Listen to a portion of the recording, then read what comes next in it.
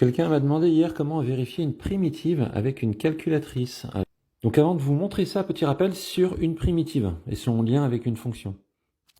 Si grand F est une primitive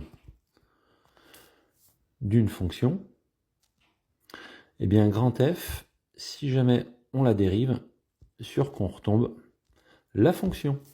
Donc c'est un peu comme petit f, si on dérive petit f, sur quoi on tombe? F'.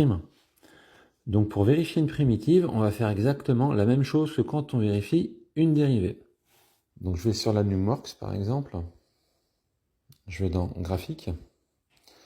Vous avez trouvé une primitive par exemple qui vaut x carré.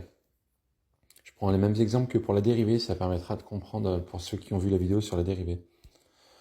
Voilà, et imaginons que cette primitive, vous aimeriez vérifier si c'est une primitive de la fonction, par exemple, 2x. Donc ce qu'il faut faire, c'est que vous mettez la primitive que vous avez trouvée sur la ligne du dessus, et la fonction qui va avec sur la ligne du dessous. Ensuite, je vais dans Tableau. Donc dans cette colonne, on a les images de la primitive, et dans cette colonne, les images de la fonction. Eh bien, en fait, ce qu'on va faire, c'est qu'on va rajouter une colonne. Je vais sur f de x, j'appuie sur OK. Je descends, et là, je mets OK. Voilà, je reviens en arrière. Du coup, dans cette colonne f' de x qui vient d'apparaître, on aura les images de la fonction. Mais si jamais on ne s'est pas trompé avec la primitive.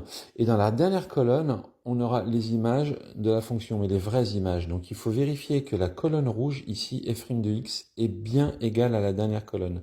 Et là, on voit que c'est le cas, c'est les mêmes nombres. Si par contre, ce n'est pas les mêmes nombres dans cette colonne, ça veut dire qu'on s'est trompé. Un petit exemple.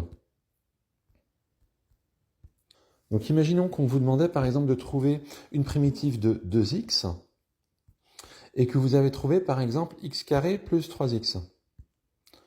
Voilà, donc je retourne dans Tableau. Donc les images f, on s'en fout.